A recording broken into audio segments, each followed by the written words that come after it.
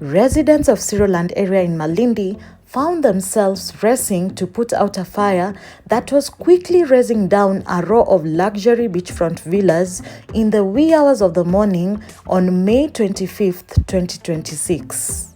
By the time anyone had a full grip on what was happening, it was already too late.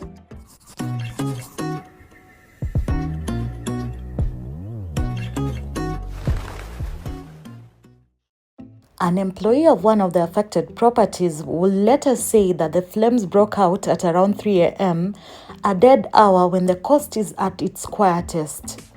This time, however, the quiet was disrupted by shouting, the sound of feet thumping on the ground, and the crackle of fire burning down a makuti thatch faster than anyone could contain it. Prosecutors will later allege that before the fire was contained, it had brought down at least 12 executive villas along the Casino Beach line, which is one of the most expensive stretches on the Kenyan coast. It's the kind of area that housed a property with the hefty price tag of 667 million Kenyan shillings attached to it. The property belonged to Nagia Dahmani, an Italian national and investor. She had been building what she called Duma Villa since 2011, and on that fateful morning, a project that had been in the making for over a decade was gone in the space of a few hours. The fire didn't just stop at her gate either. It jumped the boundary and touched Fabian House, which was a 10-room makuti thatched guest house, leaving behind roughly 30 million in damages. Abdul Razak Karim, the manager of Fabian House, will later describe the scramble to save what they could.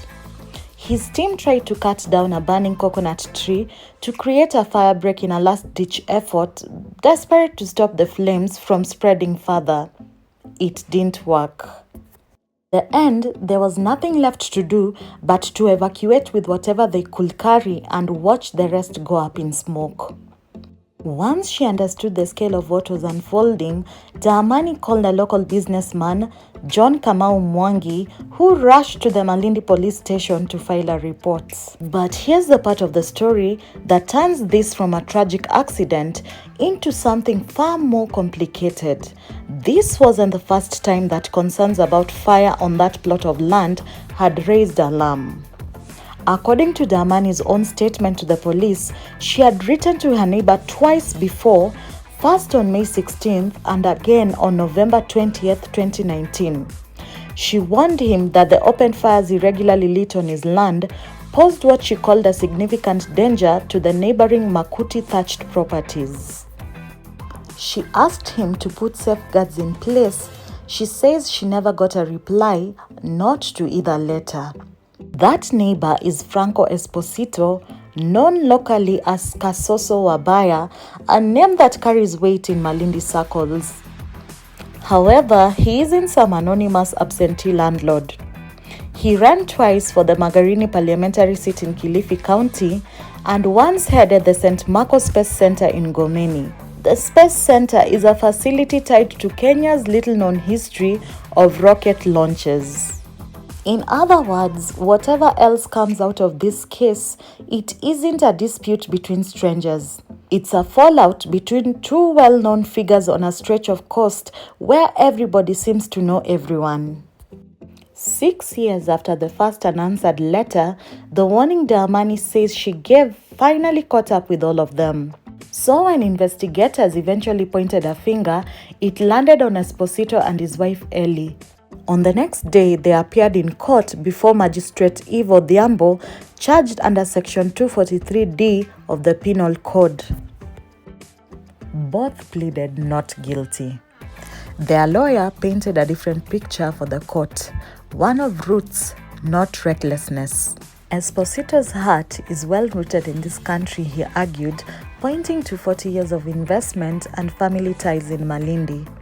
It was the kind of statement meant to answer an unspoken question hanging over the case, flight risk. That question came up explicitly on the other side. Dahmani's lawyer Cecil Miller pushed back hard against any suggestion of a lenient bond. He reminded the court that both accused people hold Kenyan and Italian passports. The dual citizenship, he argued, will make it easy for either of them to leave the country before the case ever reached a verdict. He also told the court that Esposito is facing a separate and related criminal matter before the same bench. In the end, both Esposito and his wife walked out on bond, 300,000 Kenyan shillings each, with their passports surrendered to the court as a condition of their release. The case is set to return for mention on July 23rd, with a full hearing scheduled for July 30th, 2026. For now, nothing has been proven. Legally speaking, this is still just a charge sheet and a set of allegations waiting for their day in court. Somewhere along that Malindi beach line, the facts on the ground are glaring. A 667 million villa was reduced to ash. A guest house is counting 30 million Kenyan shillings in losses. And 2 6-year-old warning letters that either meant nothing at all or meant everything still linger. We'll be following this one as it heads to hearing. Follow us and subscribe to Word Around the 254 for more related cases.